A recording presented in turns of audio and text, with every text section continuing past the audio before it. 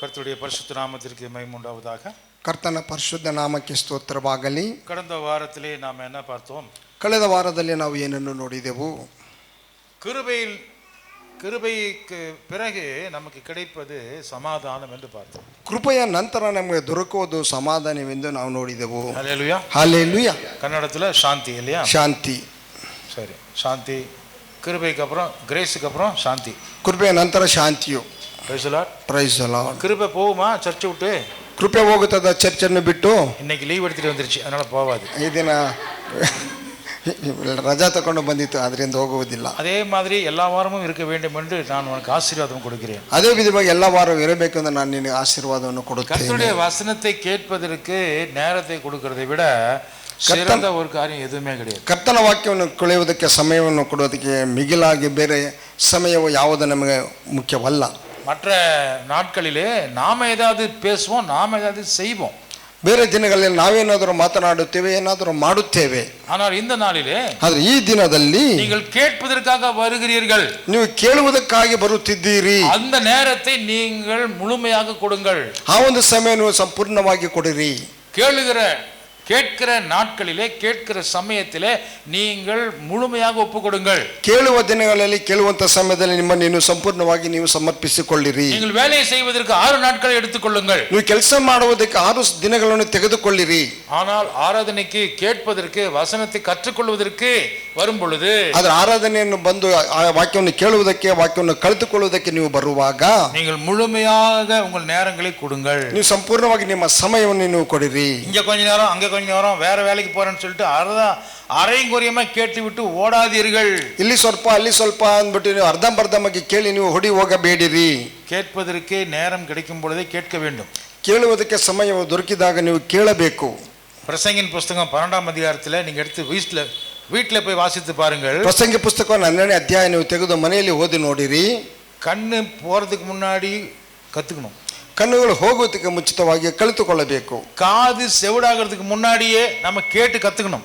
ಕಿವಿಗಳು ಕಿವುಡಾಗುವುದಕ್ಕೆ ಮುಂಚಿತವಾಗಿ ನಾವು ಕೇಳಿ ತಿಳಿದುಕೊಳ್ಳಬೇಕು. பல்லு உடைஞ்சு போறதுக்கு முன்னாடி, ಹಲ್ಲು ಒಡೆದು ಹೋಗುವುದಕ್ಕೆ ಮುಂಚಿತವಾಗಿ, இருதயம் ஸ்டாப் ஆகிறதுக்கு முன்னாடி, ಹೃದಯ ನಿಂತು ಹೋಗುವುದಕ್ಕೆ ಮುಂಚಿತವಾಗಿ, கால் ரெண்டும் லாக் ஆகிறதுக்கு முன்னாடி, ಕಾಲುಗಳು ಎಲ್ಲರೂ ಬಂಧಿಸುವುದಕ್ಕೆ ಮುಂಚಿತವಾಗಿ, கை வேலை செய்யாம போறதுக்கு முன்னாடி, ಕೈಗಳು ಕೆಲಸ ಮಾಡುವುದಕ್ಕೆ ಮುಂಚಿತವಾಗಿ, லங்ஸ் கெட்டு போறதுக்கு முன்னாடி, ಶ್ವಾಸಕೋಶವು ಕೆಟ್ಟು ಹೋಗುವುದಕ್ಕೆ ಮುಂಚಿತವಾಗಿ,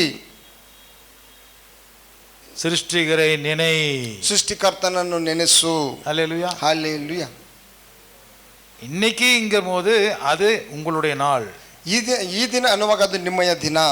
நாளைக்கு அப்படிங்கிறது அது உங்களுடைய நாள் இல்ல. ನಾಳೆ ಎನ್ನುವುದು ಅದು ನಿಮ್ಮ ದಿನವಲ್ಲ, அது கர்த்தருடைய கரத்துல இருக்கிறது. ಅದು ಕರ್ತನ ಕರದಲ್ಲಿರುವುದು. இன்றைக்கு இருக்கும் பொழுது, ಈ ದಿನ ಅಂತ ಇರುವಾಗ நீங்க அங்க பிரசன்ட்டா ஆண்டுக்கு முன்னாடி வரணும். ಆ ದಿನದಲ್ಲಿ ನೀವು ಅಲ್ಲಿಗೆ ನೀವು ದೇವರ ಸನ್ನಿಧಾನಕ್ಕೆ ಬರಬೇಕು. சரி, இப்போ போன வாரத்தில் என்ன பார்த்தோம்னா, ಹೋದ ವಾರದಲ್ಲಿ ನಾವು ಏನು ನೋಡಿದೆವೆಂದರೆ, சமாதானம் என்கிற அந்த வார்த்தை, ಶಾಂತಿ ಎನ್ನುವಂತ ಪದವು என்ன அது என்ன செய்கிறது? ಅದು ಏನು ಮಾಡುತ್ತದೆ?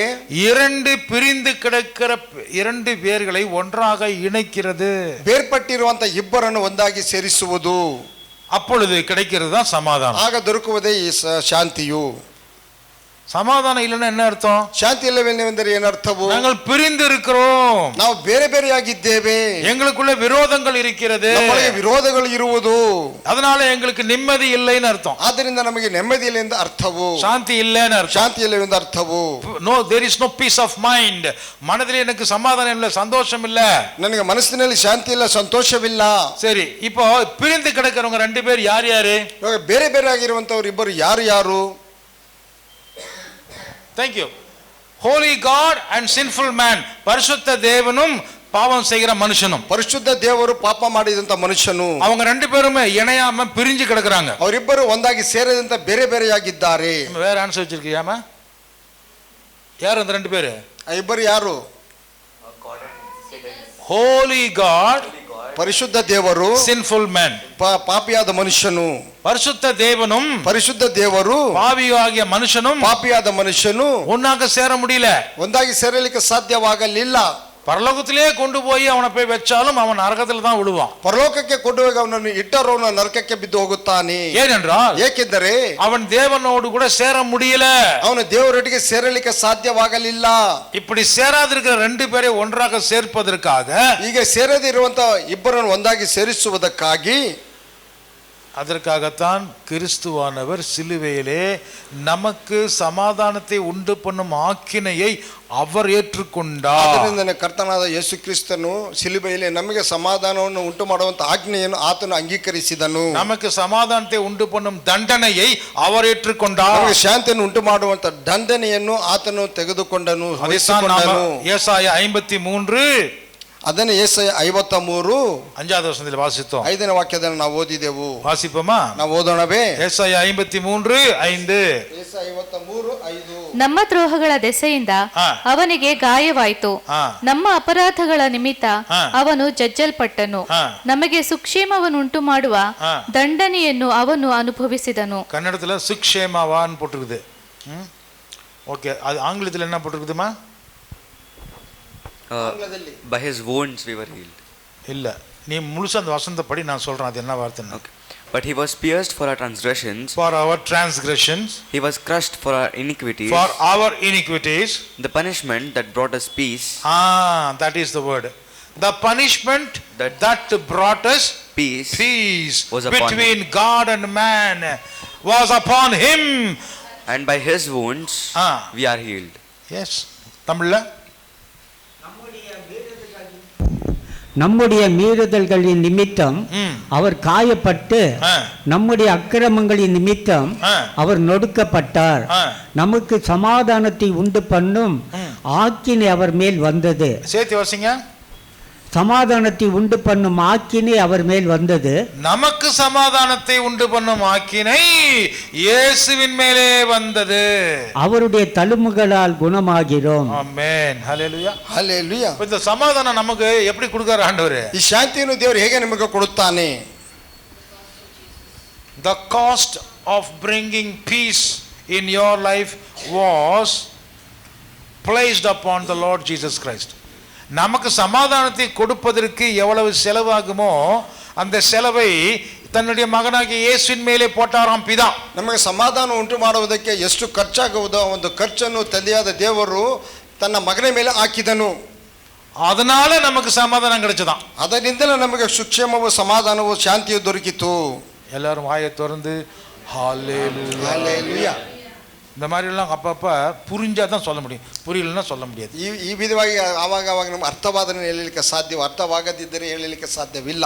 அர்த்தம் ஆகுது பாஸ்டர், ஆனால் சொல்றதுக்கு எனர்ஜி இல்லைன்னு சொன்னீங்கன்னா நான் உங்களுக்கு நெருப்பு வச்சு எனர்ಜಿ ಉಂಟು பண்ண வேண்டியதான். ಅರ್ಥವಾಗುತ್ತದೆ ಪಾಸ್ಟರ್, ಅದನ್ನು ನಮ್ಗೆ ಹೇಳಲಿಕ್ಕೆ ಶಕ್ತಿ ಇಲ್ಲ ಅಂತ ಹೇಳಿದಾಗ ನನಗೆ ಬೆಂಕಿ ಇಟ್ಟು ನಿಮ್ಗೆ ನಾನು ಎನರ್ಜಿ ಬರುವಂತೆ ಮಾಡಬೇಕಷ್ಟೇ. புல்பிட்ல இருந்து ஒரே ஃபயர் அடிக்குது, மின்னல் அடிக்குதுன்னா இதுதான் காரணம், வேற ಫುಲ್ಪಿಟ್ ಇಂದ ಒಂದು ಫೈರ್ ಸಿಡಿಲು ಗುಡಿ ಹೊಡೆಯುತ್ತಿದ್ರೆ ಇದುವೇ ಕಾರಣವು. உங்களை ஃபுல்லா ஃபிட் பண்ணி விட்டுறது, ನಿಮ್ಮನ್ನು ಫುಲ್ ಆಗಿ ನೀವು ಫಿಟ್ ಮಾಡಿ ಇಡುವುದು. ಫಿಟ್ ஆமா, இல்லனா ಇಲ್ಲದೆ ಹೋದರೆ பிட்டுக்குள்ள விழுந்துருவீங்க, ನಾವು ಕೆಳಗಡೆ ಬಿದ್ದು ಹೋಗುತ್ತೇವೆ. ஆமென், ಆಮೆನ್, ஹல்லேலூயா, ಹಲ್ಲೇಲೂಯಾ. ஃபுல்லா நீங்க ஃபிட் ஆகுங்க, ಫುಲ್ ಆಗಿ ಫಿಟ್ ಆಗಿರಿ, இல்லனா பிட்டுக்குள்ள போயிருவீங்க. ನೀವು ಪಿಟ್ಟೊಳಗೆ ಹೋಗುತ್ತೀರಿ. பிட்டு என்னப்பா? ಪಿಟ್ ಎಂದರೆ ಏನಪ್ಪಾ? ಗುಂಡಿ. ಗುಂಡಿಯೊಳಗೆ. ಕನ್ನಡத்துல ಗುಂಡಿ, நல்ல வேலை. தமிழ்ல பள்ளம். பள்ளம், சின்ன பள்ளம் இல்ல, பாத்தாள பெரிய குண்டிகள் விழுந்துருவீங்க, ದೊಡ್ಡ ಗುಂಡಿಯಲ್ಲಿ ಬೀಳುತ್ತೀರಿ. அதுக்கு தான் உங்களை ಫುಲ್ ಫಿಟ್ பண்றதுக்கு தான் ಅದಕ್ಕೆ ನಿಮ್ಮ ಫುಲ್ ಫಿಟ್ ಮಾಡುವುದಕ್ಕೆ இப்படி எல்லாம் சொல்ல வேண்டியதா இருக்குது. ಈ ವಿಧವಾಗಿ ಹೇಳಬೇಕಾಗಿದೆ. நமக்கு சமாதானத்தை சம்பாரிச்சு கொடுக்கிற அந்த விலை இயேசுவின் மேலே வைத்தார் பிதா. ನಮಗೆ ಶಾಂತಿಯನ್ನು ಉಂಟು ಮಾಡುವಂತ ಒಂದು ಆ ಬೆಲೆಯನ್ನು ಯೇಸುವಿನ ಮೇಲೆ ತಂದೆಯಾದ ದೇವರು ಹಾಕಿದನು. இப்படியாக நமக்கு கிருபையும் சமாதானமும் வந்தது. ಈ ವಿಧವಾಗಿ ನಮಗೆ ಕೃಪೆಯು ಶಾಂತಿಯು ನಮಗೆ ಬಂದಿತು. Praise the Lord. Praise the Lord. Hallelujah. Hallelujah. ஆனா உண்மையை சொல்லுங்க, எத்தனை பேர் இத அனுபவிக்கிறீங்க? ಅದು ನಿಜವನ್ನು ಹೇಳಿದ್ರೆ ಎಷ್ಟು ಜನ ಇದನ್ನು ಅನುಭವಿಸುತ್ತಿದ್ದೀರಿ? எங்க பாஸ்டர் வசனத்தில் தான் பாஸ்டர் இருக்குது சமாதானம் சாந்தி என்ன நிம்மதி எல்லாம். எங்க வீட்டுல வந்து பாருங்க பாஸ்டர், சுத்தமா நிம்மதியே கிடையாது. ಎಲ್ಲಿ ಪಾಸ್ಟರ್ ನಮಗೆ ಸಿಗುತ್ತದೆ? ವಾಕ್ಯವನ್ನು ತೆಗೆದು ನೋಡಿದಾಗ ಮಾತ್ರ ಕೃಪೆಯು ಶಾಂತಿ ದೊರಕುತ್ತದೆ. ಆದರೆ ನಮ್ಮ ಮನೆಯಲ್ಲಿ ಬಂದು ನೋಡಿರಿ, ಅದು ಎಲ್ಲಿದೆ? ನಮ್ಮ ಮನೆಯಲ್ಲಿ ಕಾಣುತ್ತಿಲ್ಲ. எழுதி இருக்குது, ஆனா நான் இன்னும் அனுபவிக்கல. ಬೈಬಲಲ್ಲಿ ಬರೆದು ಇಟ್ಟಿದ್ದಾದ್ರೆ ನಾನು ಅದನ್ನು ಅನುಭವಿಸಿಲ್ಲ. எத்தனை பேர் அப்படி சொல்றீங்க? ಎಷ್ಟು ಜನ ವಿಧವಾಗಿ ಹೇಳುತ್ತೀರಾ? எல்லாரும் அப்படித்தான் சொல்றீங்க. Thank you brother.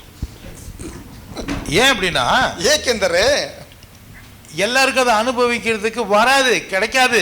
ಎಲ್ಲರಿಗೂ ಅದನ್ನು ಅನುಭವಿಸೋದಕ್ಕೆ ಆಗುವುದಿಲ್ಲ, ಸಿಕ್ಕುವುದಿಲ್ಲ. சமையல் ரூம்ல என்னுடைய மனைவி நல்ல சூப்பரா இட்லி, கறி, சட்னி, சாம்பார் எல்லாம் செஞ்சு வச்சுட்டு வாங்கடா சாப்பாட்டுக்கு, வாங்கடா சாப்பாட்டுக்கு, வாங்கடான்னு கூப்பிட்டுட்டே இருப்பாங்க. ஒருத்தரும் வரமாட்டாங்க கீழே. ಅಡಿಗೆ ಮನೆಯಲ್ಲಿ ನನ್ನ ಹೆಂಡತಿ ಒಳ್ಳೆಯ ಒಂದು ಇಡ್ಲಿಯನ್ನು ಬಿಸಿ ಬಿಸಿಯಾಗಿ ದೋಸೆಯನ್ನು ಮತ್ತು ಸಾಂಬಾರು, ಚಟ್ನಿ, ಮಾಂಸನೆಲ್ಲ ಮಾಡಿ ಇಟ್ಟು ಬಂದ್ರೋ ತಿನ್ನಕ್ಕೆ ಬನ್ರಿ ತಿನ್ನಕ್ಕೆ ಯಾರೂ ಬರುವುದಿಲ್ಲ. இட்லி மட்டும் தானே பண்ணேன், இவர் தோசையும் சேர்த்து சொல்றாரு, எக்ஸ்ட்ரா பிரசங்கம் பண்றாரு. ஓகே, கர்த்தருக்கு ஸ்தோத்திரம். ஹல்லேலூயா, ஹல்லேலூயா.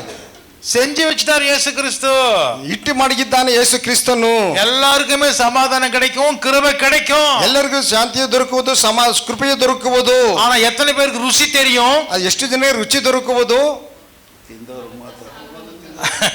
ஹல்லேலூயா, ஹல்லேலூயா. நல்ல அருமையான வார்த்தை சொன்னப்பா. சொல்லு, சத்தமா சொல்லு.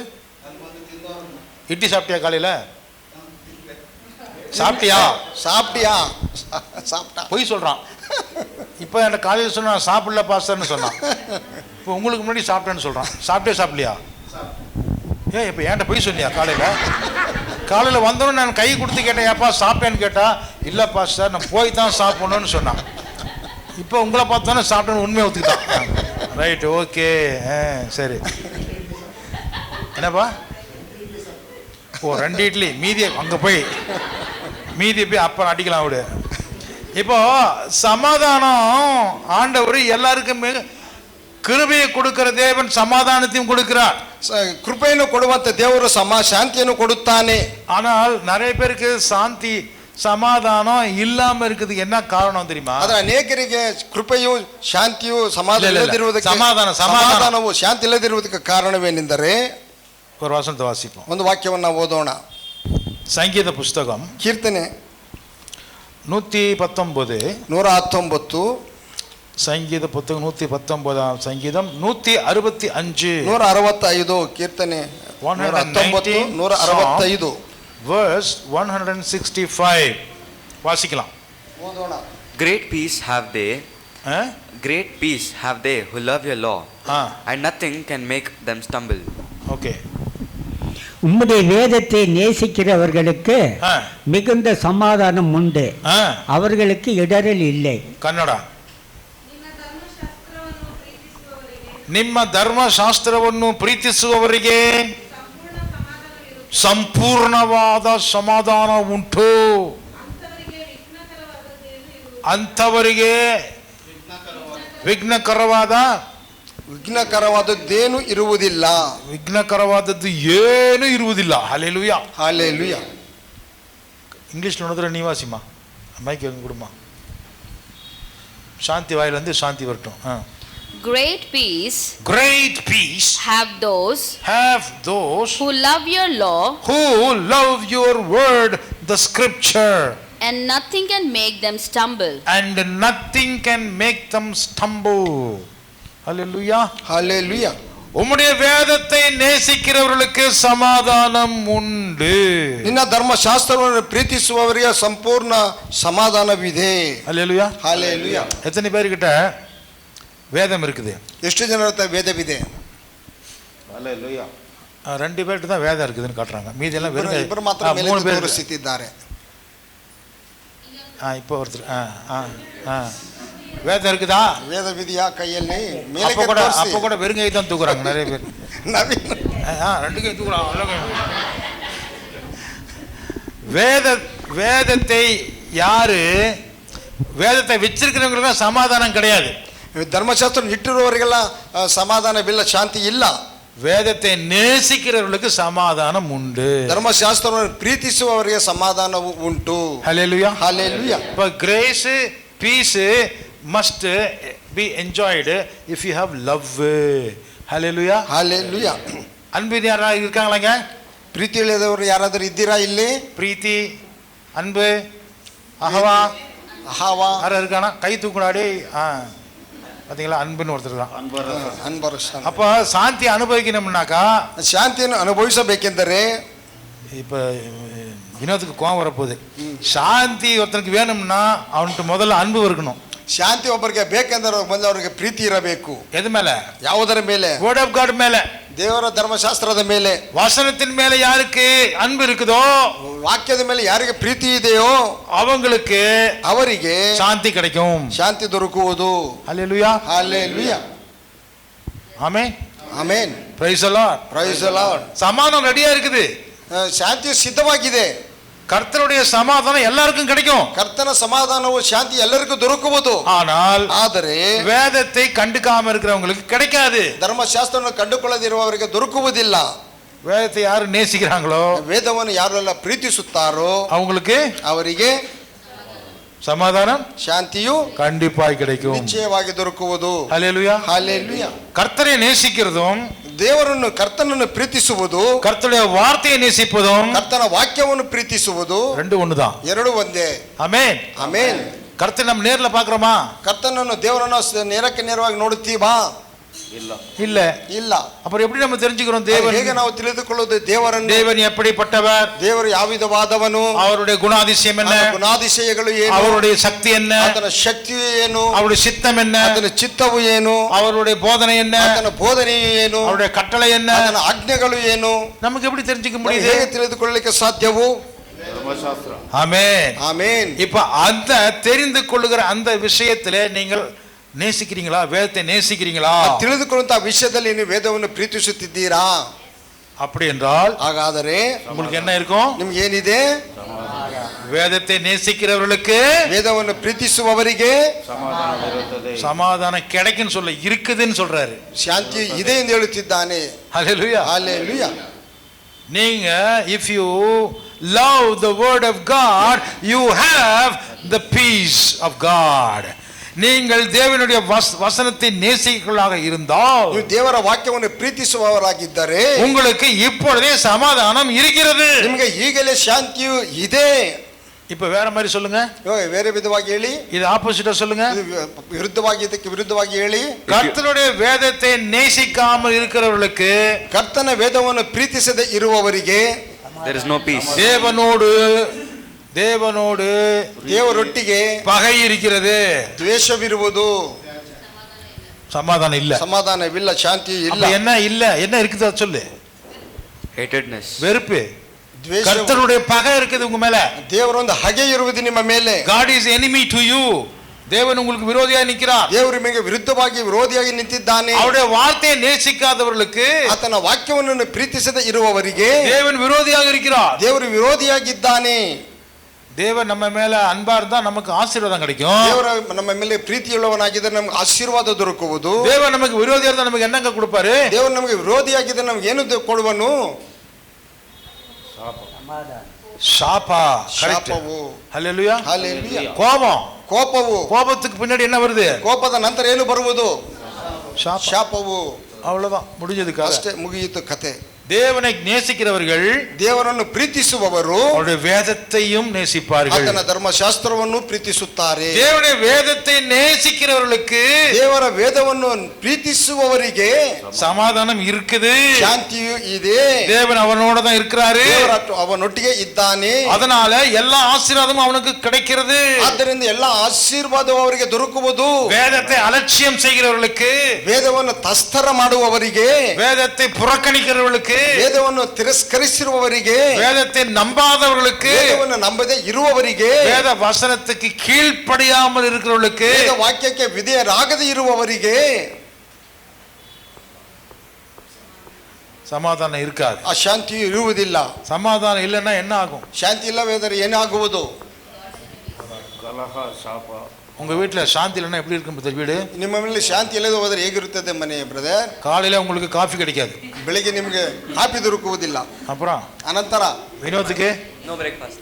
பிரேக்ஃபாஸ்ட் கிடைக்காது, அப்புறம் ನಾಷ್ಟ ಇಲ್ಲ, மத்தியானம் சாப்பாடு கிடையாது. ಮಧ್ಯಾಹ್ನ ಊಟ ಇಲ್ಲ. வெறும் சாப்பாட்டை பத்தி பேசுறீங்க, அப்புறம் ಅದರಲ್ಲಿ ಉಪ್ಪು ಇರೋಲ್ಲ. சரி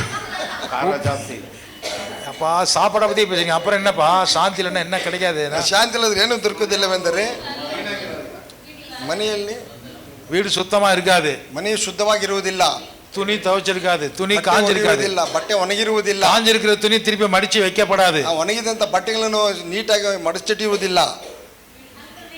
வீடு நாத்தடிக்கும், தண்ணீர் இருக்காது, ನೀರಿರುವುದಿಲ್ಲ, ಮನೆ ಗಬ್ಬು ಆಗಿರುತ್ತದೆ. சத்தம் வீட்டில் சத்தம் ஜோரா இருக்கும். வீட்டில் சத்தம் மாத்திரம் ஜாஸ்தியா இருக்கும். நீ என்ன சொன்ன? ஓ மை காட், அப்பாவுக்கு மகனே கிடைக்க மாட்டாராம். ரொம்ப ஜாக்கிரதை இருந்தது, சாந்தி இவங்ககிட்ட இருக்கணும். இல்லைன்னா மகனே கிடைக்க மாட்டான்னு சொல்றான். சொல்றது யார்? உங்க பேரை தான் சொல்றான். நான் சண்டை மூட்டி விடலப்பா உங்களுக்குள்ள. சமாதானம் அடையுங்கள். சமாதானம் எல்லாரும் ஒன்றிக்கிறீ. ஹல்லேலூயா. ஹல்லேலூயா. தேவனுடைய சமாதானம் சாந்தி இல்லவென்றால், தேவர சாந்தி ಇಲ್ಲದೆ ಹೋದರೆ காலையில காப்பியில இருந்து உங்களுக்கு ஒண்ணுமே கிடைக்காது. ಬೆಳಿಗ್ಗೆ ಕಾಪಿಯಿಂದ ಹಿಡಿದು ಏನೂ ದೊರಕುವುದಿಲ್ಲ. கர்த்தருடைய வசனத்தை நேசிக்கிறவர்களுக்கு, ದೇವರ ವಾಕ್ಯವನ್ನು ಪ್ರೀತಿಸುವವರಿಗೆ எல்லாமே கிடைக்கும். ಎಲ್ಲವೂ ದೊರಕುವುದು. சாந்தி கிடைக்கும், ಶಾಂತಿ ದೊರಕುವುದು. சாந்தி இருந்தா, ಶಾಂತಿ ಇದ್ದರೆ என்னெல்லாம் கிடைக்கும்? ಏನೆಲ್ಲ ದೊರಕುವುದು? ಸಮಾಧಾನ. ಬೆಳಿಗ್ಗೆ ಕಾಪಿಯಿಂದ ಮಗನವರೆಗೂ ದೊರಕುವುದು. காலை காப்பியிலிருந்து ஆரம்பிச்சு மகன் வரைக்கும் எல்லாம் கிடைக்கும். ಬೆಳಿಗ್ಗೆ ಕಾಪಿಯಿಂದ ಪ್ರಾರಂಭವಾಗಿ ಮಗನವರೆಗೂ ದೊರಕುವುದು. உண்மைதான், ನಿಜ ಅದು. கர்த்தருடைய வசனத்தை ஏற்றுக்கொள்வர்களுக்கு தேவன் தன்னுடைய மகனையே கொடுக்கிறார். ಕರ್ತನ ವಾಕ್ಯವನ್ನು ಅಂಗೀಕರಿಸುವವರಿಗೆ ದೇವರು ತನ್ನ ಮಗನನ್ನೇ ಕೊಡುವನು. ஹல்லேலூயா. ஹல்லேலூயா. கர்த்தர் தன் மகனை கொடுத்ததுக்கு பேர் தான் கிருபை. ದೇವರು ಕರ್ತನು ತನ್ನ ಮಗನನ್ನು ಕೊಟ್ಟಿರುವುದಕ್ಕೆ ಹೆಸರೇ ಕೃಪೆಯು. கிரேஸ் என்ன அர்த்தம்? ಕೃಪೆ ಎಂದರೆ ಏನರ್ಥವು? God gave his son. தேவன் தன் மகனை கொடுத்தார். ದೇವರು ತನ್ನ ಮಗನನ್ನು ಕೊಟ್ಟನು. அதனால அதுக்கு பேர் என்ன? ಅದಕ್ಕೆ ಹೆಸರು ಏನು? கிருபைக்கு காசு கொடுத்து வாங்குறீங்களா? ಕೃಪೆಯನ್ನು ಹಣ ಕೊಟ್ಟು ತೆಗೆದುಕೊಳ್ಳುತ್ತೀರಾ? இல்ல ಇಲ್ಲ. அது ಉಚಿತಾರ್ಥ ವರ, ಅದು இலவசமா நமக்கு கிடைச்சது. ಅದು ಉಚಿತಾರ್ಥವಾಗಿ ದೊರಕುವಂತ ವರ, ಅದು ನಮಗೆ ಉಚಿತಾರ್ಥವಾಗಿ ದೊರಕುವುದು. எது நமக்கு ಉಚಿತಾರ್ಥமா கிடைச்சது? எது? ಯಾವುದು ಉಚಿತಾರ್ಥವಾಗಿ ನಮಗೆ ದೊರಕಿರುವುದು? தேவனுடைய மகன், ದೇವರ ಮಗನು. ஹல்லேலூயா. ஹல்லேலூயா. காசு கொடுத்து நமக்கு இயேசு வரல. ಕಾಸು ಕೊಟ್ಟು ನಮಗೆ ಯೇಸು ಬರಲಿಲ್ಲ. இயேசுவை தேவன் பிதா இலவசமாய் அனுப்பினார். ಯೇಸುವನ್ನು ತಂದೆಯಾದ ದೇವರು ಉಚಿತಾರ್ಥವಾಗಿ ನಮಗೆ ಕೊಟ್ಟನು. இயேசு கிறிஸ்துவினுடைய வசனத்தை நம்புகிறவர்களுக்கு, ಯೇಸು ಕ್ರಿಸ್ತನ ವಾಕ್ಯವನ್ನು ನಂಬುವವರಿಗೆ, அதை நேசிக்கிறவர்களுக்கு, ಅದನ್ನು ಪ್ರೀತಿಸುವವರಿಗೆ என்ன ಉಂಟು? ಏನಿದೆ? சமாதானம், ಶಾಂತಿ ಉಂಟು. எல்லாரும் எழுந்து நிற்போம். ಎಲ್ಲರೂ ನಾವು ಎದ್ದು ನಿಂತುಕೊಳ್ಳೋಣ. ஜெபம் செய்வோம். ನಾವು ಪ್ರಾರ್ಥನೆ ಮಾಡೋಣ. ஹல்லேலூயா. கேட்ட வசனங்களுக்காக ஜெபிப்போம். ಕೇಳಿದ ವಾಕ್ಯಗಳನ್ನು ನಾವು ಪ್ರಾರ್ಥನೆ ಮಾಡೋಣ. Over to brother Vinod.